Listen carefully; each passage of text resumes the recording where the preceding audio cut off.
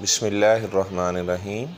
پچھلے دنوں میں نے ایک بیان کیا کہ اپنے آپ کو دم کیسے کریں، تو بہت سے لوگوں نے الحمدللہ اس بیان کو پسند کیا۔ تو مجھے بعض ساتھیوں نے کہا کہ آپ ہمیں یہ بتائیں کہ ہم اپنے گھر کو شیاطین سے، جنات سے کیسے محفوظ کر سکتے ہیں۔ وہ کون سے ایسے اذکار ہیں جن کے پڑھنے سے شیاطین کے لیے دروازے بند ہو جائیں گے اور وہ ہمارے گھر میں داخل نہ ہو سکیں گے، تو ہمارے گھر میں برکت بھی ہو، تو اس طرح لڑائی جھگڑے کا خاتمہ ہو جائے۔ کون سے ایسے اعمال کیے جائیں جن سے شیاطین اگر گھر میں موجود ہیں تو وہ وہاں سے بھاگ جائیں، جنات گھر سے چلے جائیں۔ تو سب سے پہلی بات یہ ہے کہ جب آپ نے گھر میں داخل ہونا ہے تو وضو کریں، 2 رکعت پڑھ لیں، تو گھر کے اندر سے جو شر ہے وہ کبھی آپ کو نقصان نہیں پہنچا سکے گا، گھر میں خیر و برکت کا ذریعہ بھی ہوگا۔ ایک تو یہ کہ جیسے ہی آپ نے اپنے گھر کے دروازے سے اندر داخل ہونا ہے تو آپ یہ والی دعا پڑھیں، اللہم انی اسألک خیر المولج و خیر المخرج، بسم اللہ ولجنا و بسم اللہ خرجنا وعلی اللہ ربنا توکلنا۔ تو بسم اللہ پڑھ کر گھر میں داخل ہونے کی بہت زیادہ برکت ہے۔ اللہ تعالیٰ سے خیر کا سوال کریں، جب اپنے گھر سے نکلیں تب بھی اللہ تعالیٰ سے خیر کا سوال کریں، جب گھر میں داخل ہوں تب بھی اللہ تعالیٰ سے خیر کا سوال کریں، جب آپ اپنے گھر سے باہر کہیں کام کے لیے جا رہے ہیں تو 2 رکعت پڑھ کر پھر باہر آپ نکلیں، تو باہر جتنے فتنے فسادات ہیں، جتنے شر ہیں، آپ تمام ان فتنے فسادات سے محفوظ رہیں گے۔ چونکہ نماز کی بہت زیادہ برکت ہے، ہر معاملے کے اندر جو بھی انسان نماز پڑھتا ہے، اس طرح شادی کا معاملہ ہے، کوئی جگہ خریدنی ہے، استخارہ کر لیتا ہے، 2 رکعت پڑھتا ہے، استخارے والی دعا پڑھ لیتا ہے، تو خیر اس کی بہت زیادہ برکات دیکھنے کو آئی ہیں۔ اچھا، پھر جب آپ نے اپنے گھر میں آئے ہیں تو جیسے ہی شام کا وقت ہو تو اگر تو آپ بسم اللہ آپ نے پڑھی ہے تو پھر شیطان مایوس ہو جاتے ہیں، شیاطین مایوس ہو جاتے ہیں، وہ کہتے ہیں لا مبیت ولا عشاء، اس نے تو گھر والے نے تو بسم اللہ پڑھ لی ہے، اب نہ تو ہم اس گھر میں سٹے کر سکتے ہیں، رات نہیں ٹھہر سکتے، اور دوسری بات یہ ہے کہ ہمیں شام کا کھانا بھی اس گھر سے نہیں ملے گا، ولا عشاء، شام کا کھانا بھی نہیں مل سکتا۔ تو آپ اندازہ لگائیں کہ بسم اللہ کی کتنی زیادہ برکت ہے۔ جس گھر میں بسم اللہ پڑھی جاتی ہے تو وہاں سے پھر شیاطین بھاگ جاتے، وہ کہتے ہیں آج نہ تو ہم رات یہاں ٹھہر سکتے ہیں اور نہ ہی ہمیں شام کا کھانا ملے گا۔ اس کا مفہوم مخالف کیا بنتا ہے؟ اگر آپ بسم اللہ نہیں پڑھتے تو پھر وہ شیاطین آپ کے گھر کے اندر بسیرا بھی کرتے ہیں، رات بھی گزارتے ہیں، رات بسر کرتے ہیں، اور اس طرح وہ آپ کے کھانے کے اندر بھی شریک ہو جاتے ہیں، شامل ہو جاتے ہیں۔ تو کھانا کھانے سے قبل بسم اللہ پڑھیں، تو پھر شیطان نہ تو اس کھانے میں شریک ہو سکتا ہے اور نہ ہی جناب اسے وہاں رات گزارنے کو موقع ملے گا اور وہ آپ کے گھر میں نہیں ٹھہر سکتا۔ اچھا، اس طرح دوسری بات یہ ہے، جب شام کا وقت ہو جائے تو آپ جانتے ہیں جو تاریکی ہے، آپ سورہ فلق پڑھیں، قل اعوذ برب الفلق من شر ما خلق ومن شر غاسق اذا وقب، رات کی تاریکی کے شر سے پناہ پکڑنا۔ اللہ تعالیٰ سے آپ دعا کریں گے یا اللہ رات کی تاریکی کے جو فتنے فسادات ہیں یا اللہ مجھے اس سے محفوظ رکھنا۔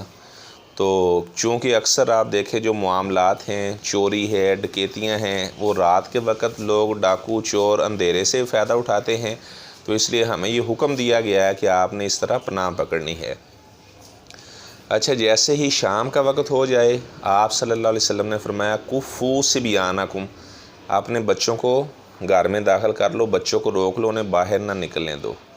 آپ نے فرمایا فَإِنَّ الشَّيَاطِينَ تَنتَشِرُ، شیاطین اس وقت زمین میں منتشر ہوتے ہیں،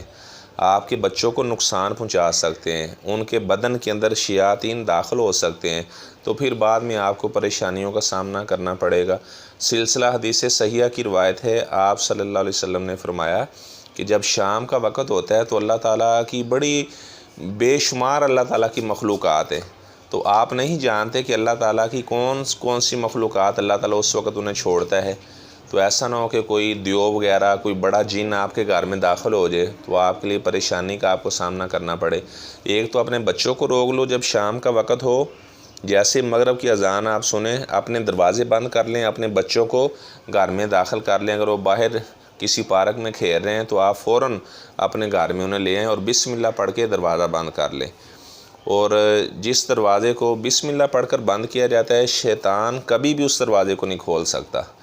تو اگر شام کا وقت ہے، آپ کے بچے پارک میں کھیل رہے ہیں، اذان ہو رہی ہے، تو وہ جناب آپ کا بچہ جو ہے اس پر کوئی بھی شیطان وغیرہ حملہ کر سکتا ہے، آپ کو پریشانی کا سامنا کرنا پڑ سکتا ہے۔ اچھا، اس طرح پھر آپ صلی اللہ علیہ وسلم نے فرمایا کہ آپ اپنے برتنوں کو ڈانپ لو، ٹھیک ہے نا، کیونکہ برتنوں کو ڈانپنے کا آپ صلی اللہ علیہ وسلم نے حکم دیا ہے۔ پھر آپ صلی اللہ علیہ وسلم نے فرمایا کہ رات کو جب آپ نے سونا ہے تو جو چراغ وغیرہ ہے اس کو آپ نے بجھا دینا ہے۔ ایک دفعہ مدینے میں اس طرح ہوا کہ ایک آدمی جب وہ سونے لگا تو اس کا دیا جل رہا تھا۔ پہلے لوگ دیے جلاتے تھے، جس طرح آج کل بجلی ہے تو آج کل تو لوگ بلب چلاتے ہیں، تو اس وقت وہ دیے وغیرہ جلاتے تھے، تو اسی طرح اس کو نیند آ گئی۔ اب چوہیا نے کیا کیا، وہ ایک بتی جو دیے میں ہوتی ہے اسے کھینچا اور بستر کے اوپر لا کے رکھ دیا، وہ سارے کا سارا گھر جل گیا۔ تو آپ صلی اللہ علیہ وسلم نے فرمایا یہ جو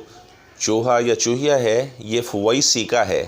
آپ نے فرمایا کہ اس کو مارنے کا آپ صلی اللہ علیہ وسلم نے حکم دیا، فرمایا کہ اسے آپ مار دو۔ تو آپ نے پھر حکم دیا کہ رات کے وقت اپنے گھر کے اندر کوئی آگ وغیرہ آپ جلا کر نہ سوئیں، آپ صلی اللہ علیہ وسلم نے آگ کو بجھانے کا حکم دیا ہے۔ ایسے جب آپ بستر پر آتے ہیں تو آپ نے آیت الکرسی پڑھنی ہے۔ جس گھر میں رات کو آیت الکرسی پڑھی جائے گی تو وہ گھر پھر ڈاکوؤں سے، چوروں سے، اس طرح جو شیاطین ہیں ان سے وہ گھر محفوظ ہو جائے گا۔ ایسے ہی سورۃ بقرہ کی جو آخری دو آیات ہیں، آمن الرسول بما انزل الیہ من ربہ والمؤمنون، آخر تک اب یہ پڑھیں تو حدیث میں یہ ہے کہ کافتا ہو، یہ دونوں آیات اسے کافی ہو جائیں گی۔ محدثین نے اس حدیث کے کئی معنی مفاہیم بیان کیے ہیں۔ ایک مطلب یہ بھی بیان کیا ہے کہ اگر آپ رات کو سورۃ بقرہ کی آخری دو آیات پڑھ کر سوئے ہیں، اس کے بعد آپ نے تہجد کی نماز نہیں پڑھی، تو تہجد کی نماز کے لیے بھی آپ کو یہ دو آیات جو آپ پڑھ کر سوئے تھے یہ کافی ہو جائیں گی، یعنی آپ کو اللہ تعالیٰ تہجد کی نماز کا اجر بھی عطا فرما دے گا، ٹھیک ہے نا۔ تو رات کو آپ یہ سورۃ بقرہ کی آخری دو آیات ہیں یہ پڑھ کر سوئے، اس طرح جناب آیت الکرسی پڑھیں۔ آپ صلی اللہ علیہ وسلم کے بارے میں آتا ہے کہ آپ جب بستر پر آتے تو آپ صلی اللہ علیہ وسلم اپنے دونوں ہاتھوں کو جمع کرتے، پھونک مارتے، قل هو اللہ احد یہ پڑھتے، سورہ فلق یہ پڑھتے، سورہ الناس پڑھتے، اس کے بعد اپنے بدن پر ہاتھ پھیر لیتے۔ تو اس طرح جب بستر پر لیٹنا ہے تو 33 مرتبہ سبحان اللہ، اسی طرح الحمدللہ 34 مرتبہ اللہ اکبر یہ پڑھ کر آپ سوئے۔ آپ کے بدن کے اندر جو بھی تھکاوٹ ہے وہ اللہ تبارک و تعالیٰ اپنی رحمت سے دور فرما دیں گے۔ تو اس طرح آپ راحت کی نیند سوئے رہیں گے، بڑے آرام سکون کے ساتھ آپ سوئے رہیں گے۔ پھر اپنی دائیں کروٹ کے اوپر آپ سوئیں، اپنا ہاتھ اپنے سر کے نیچے رکھیں، دائیں کروٹ میں سوئیں۔ تو اس میں امام ابن قیم رحمہ اللہ نے لکھا ہے جو آدمی دائیں جانب سوتا ہے، دائیں پہلو پر لیٹتا ہے، تو وہ فرماتے ہیں کہ جو دل ہے وہ بڑی اچھی طرح سے کام کرتا ہے۔ اس طرح آدمی بہت زیادہ مستغرق فی النوم بھی نہیں ہوتا کہ اسے بہت گہری نیند آ جائے، تو اس کا جو دل ہے وہ صحیح کام کرے گا۔ اس طرح اگر آپ بائیں جانب لیٹتے ہیں تو اس میں یہ ہوگا کہ آپ کو نیند تو بہت گہری آئے گی لیکن وہ دل کے لیے نقصان ہے، آپ کا دل بند بھی ہو سکتا ہے، کیونکہ آپ کا دل اب نیچے آیا ہوا ہے تو وہ صحیح طرح پمپ نہیں کر رہا، تو آپ کو دل کی کسی بیماری کا، یا اللہ تعالیٰ یعنی تمام مسلمانوں کو صحت سلامتی والی لمبی زندگی عطا فرمائے، ہارٹ اٹیک کا مسئلہ بھی ہو سکتا ہے۔ تو اس لیے دائیں پہلو پر لیٹنا اس کو بہت زیادہ یعنی اچھا اس کو سمجھا گیا ہے کہ دائیں یعنی آپ کروٹ پر آپ لیٹیں۔ تو اس طرح وضو کر کر آپ سوئیں، ٹھیک ہے۔ تو جس گھر کے اندر اس طرح آپ صلی اللہ علیہ وسلم کی بتائی ہوئی باتوں پر عمل کیا جائے گا تو اس گھر میں خیر و برکات آئیں گی، اور وہ گھر شیاطین سے، جنات سے محفوظ رہے گا۔ تو اس گھر میں کوئی اس طرح کا معاملہ نہیں ہوگا۔ اگر لڑائی جھگڑا ہوا بھی ہے تو اللہ تعالیٰ اسے پیار محبت میں تبدیل فرما دے گا۔ تو وضو کر کے سوئیں۔ پھر رات کو جب اگر آپ اٹھے ہیں تو آپ رات کو وضو کر کے سوئے تھے، طہارت پر آپ سوئے تھے، تو اس کے بعد رات کو جب آپ اٹھیں آپ اللہ تعالیٰ سے دعا کریں تو اللہ تعالیٰ آپ کی ہر دعا کو قبول فرمائیں گے۔ تو اس طرح لا الہ الا اللہ وحدہ لا شریک لہ لہ الملک ولہ الحمد وہو علی کل شیء قدیر، جو کلمہ توحید جسے کہا جاتا ہے، اس کی بہت زیادہ برکت ہے۔ یہ پڑھیں، پھر اللہ تعالیٰ سے دعا کریں، آپ صلی اللہ علیہ وسلم کی ذات پر درود ابراہیمی آپ پڑھیں، تو آپ صلی اللہ علیہ وسلم پر درود بھیجیں، پھر اللہ تعالیٰ سے دعا کریں، آپ کی ہر دعا کو اللہ تعالیٰ قبول فرمائیں گے۔ تو اس طرح آپ کا جو گھر ہے شیاطین کو جرأت نہیں ہوگی کہ آپ کے گھر میں وہ داخل ہو سکیں۔ جہاں پر بھی اللہ تعالیٰ کا ذکر ہوتا ہے، قرآن مجید کی تلاوت ہوتی ہے، تو شیاطین پھر ڈرتے ہیں اس گھر میں داخل ہونے کی، وہ جرأت نہیں کرتے۔ تو آپ نے جب گھر میں داخل ہونا ہے اپنے بیوی بچوں کو السلام علیکم ورحمۃ اللہ وبرکاتہ اب یہ کہیں۔ تو میں نے بتایا تھا کہ ایک درس کے اندر میں نے بتایا کہ ایک صحابی ایک دفعہ گرا تو اس نے شیطان کو برا بھلا کہنا شروع کر دیا، تو فرمایا کہ آپ شیطان کو برا بھلا نہ کہو، جب اسے اس طرح برا بھلا کہا جاتا ہے تو وہ اپنے آپ کو اور بڑا سمجھتا ہے، وہ تکبر اور غرور میں آ جاتا ہے۔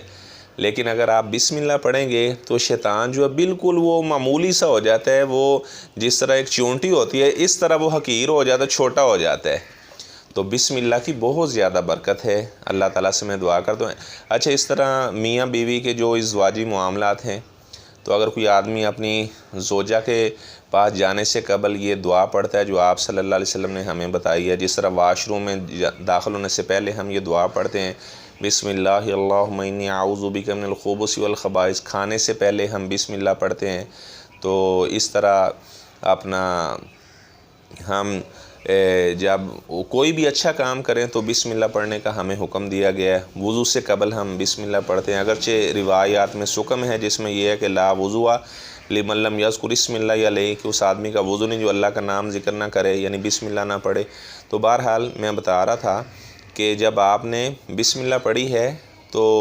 اچھا ازدواجی تعلقات سے قبل آپ صلی اللہ علیہ وسلم نے ہمیں بتائی ہے یہ والی دعا، بسم اللہ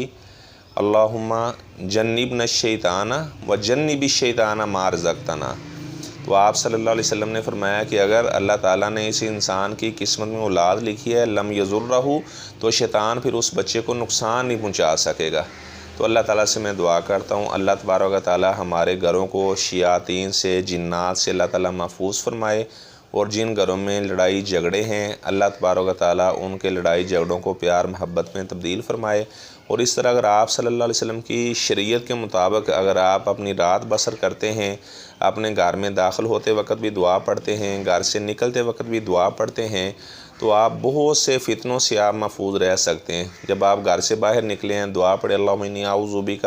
من ان اضل او اضل او اذل او اضل او اظلم او اظلم او اجہل او یجہل علی، تو یہ والی آپ دعا پڑھیں تو آپ دیکھیں کتنے فتنے فسادات سے آپ محفوظ رہیں گے، کوئی آدمی آپ کے ساتھ جہالت والا معاملہ نہیں کر سکے گا۔ تو اللہ تبارک و تعالیٰ سے میں دعا کرتا ہوں اللہ تبارک و تعالیٰ ہمیں آپ صلی اللہ علیہ وسلم کی بتائی ہوئی شریعت کے مطابق تمام معاملات کرنے کی توفیق عطا فرمائے۔ وآخر دعوانا ان الحمد للہ رب